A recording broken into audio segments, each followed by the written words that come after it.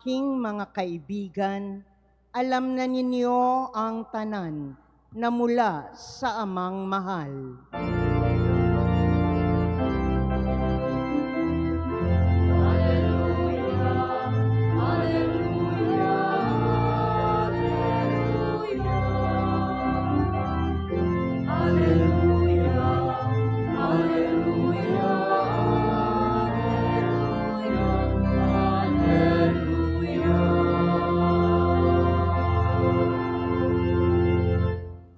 Sumainyo ang Panginoon. At sumaiyo rin. Ang mabuting balita ng Panginoon ayon kay San Marcos. Papuri sa iyo, Panginoon.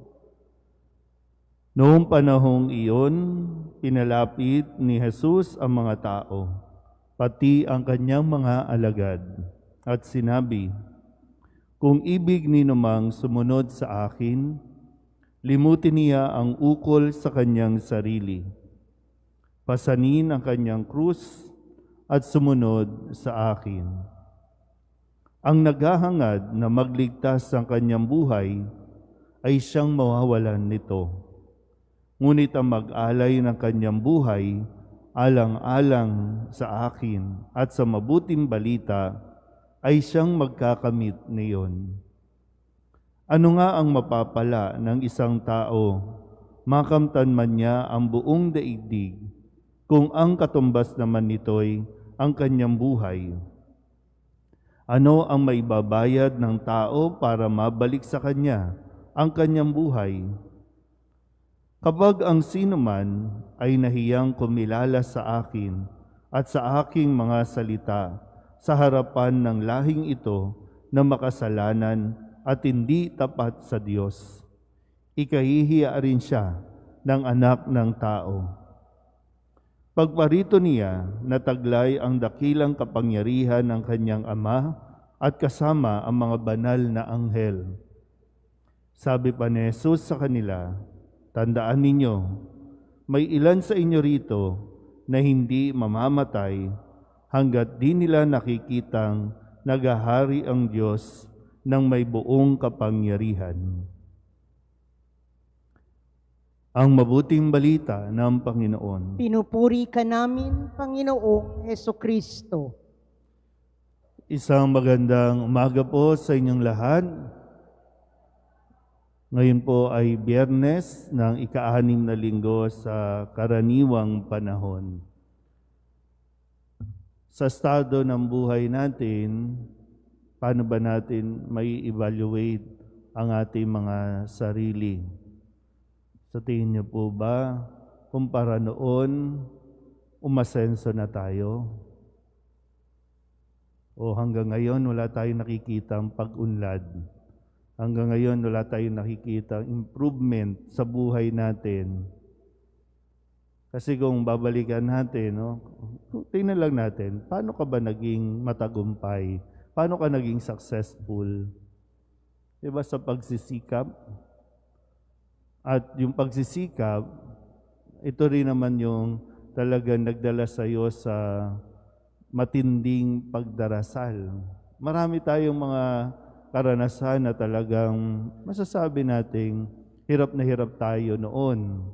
Yung iba sa inyo, naglalakad, makapasok lang sa eskwelahan. Iba sa atin, makapagbaon lang ng saba, papunta ng makapasok lang din sa eskwelahan. Kahit na yung iba sa inyo talagang umabot sa punto na kailangan mong umuwi ng maaga kasi gagamitin yung sapatos, gagamitin yung uniform. Pero nagsikap kayo, no? Nagsikap kayo dahil nga ang itinuro sa atin noon ay mahirap kasi yung maging mahirap. Kaya kailangan tayong magpursige. Sipag at tiyaga, lagi yung naririnig natin, at dagdagan mo ng panalangin at napakalapit natin sa Diyos noon.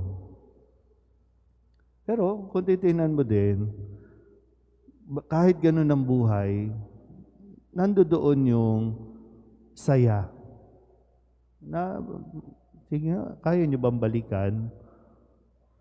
alin ba ang mas masaya? Yung buhay mo noon na talagang kailangan kumayod? O yung buhay mo ngayon na kung tutuusin, maginhawa na dapat, pero hanggang ngayon, hindi mo pa nakukuha yung saya na gusto mo ring maranasan o maramdaman. Kasi sabi nga ni Jesus sa ating Ebanghelyo, ano ang mapapala ng tao? Makamtan man niya ang buong daigdig, kung ang katumbas naman nito'y ang kanyang buhay. Yung, di ba? Marami talaga ngayon, no? Kahit naman kami mga pare, minsan natutokso din na talagang kailangan magkaroon tayo ng ganitong bagay. Kailangan magkaroon tayo ng ganitong kagamitan, ng ganitong ari-arian.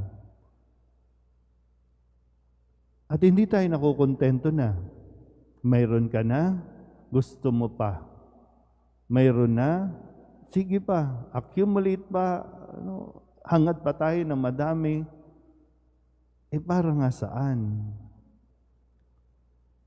Nakikita ba natin yon? Kasi simple lang naman gusto mo. May pagkain ka lang, masaya na. Ngayon may pagkain, nag-iinarte pa. Ngayon may pagkain na, nagsasayang pa tayo.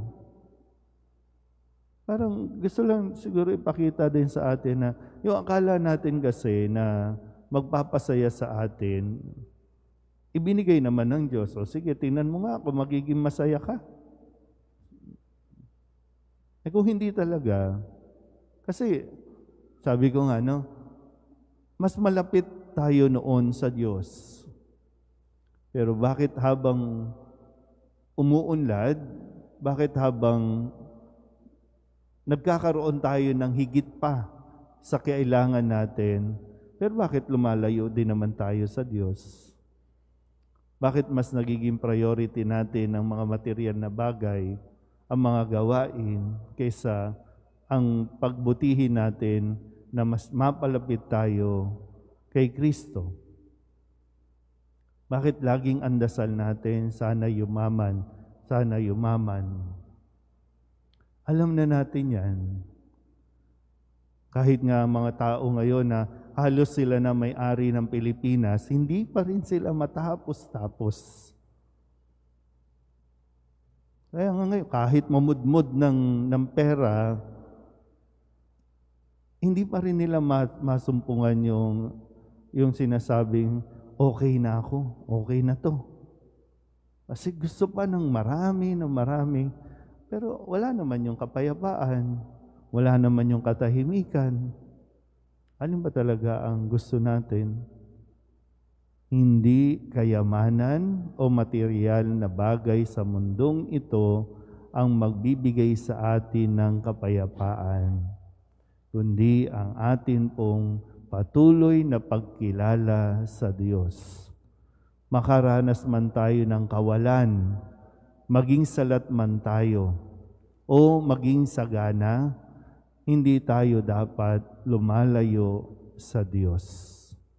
At hindi rin dapat nababago ang ating pagtingin sa Diyos.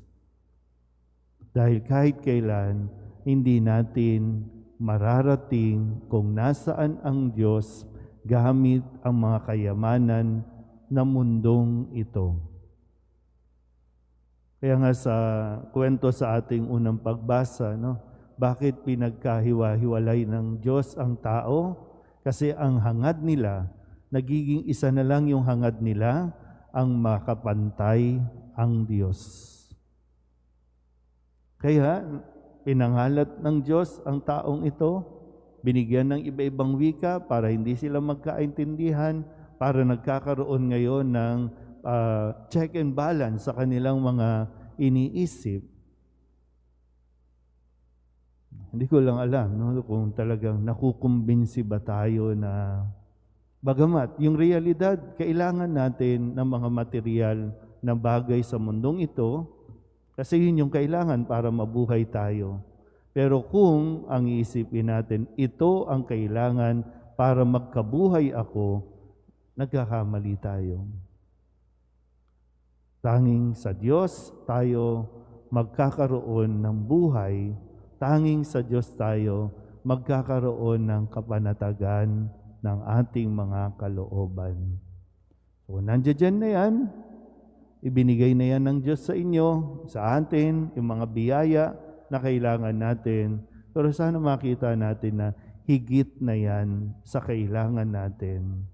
At dahil sa kabutihan ng Diyos, kaya niya binibigay din kahit nga minsan hindi na natin kailangan.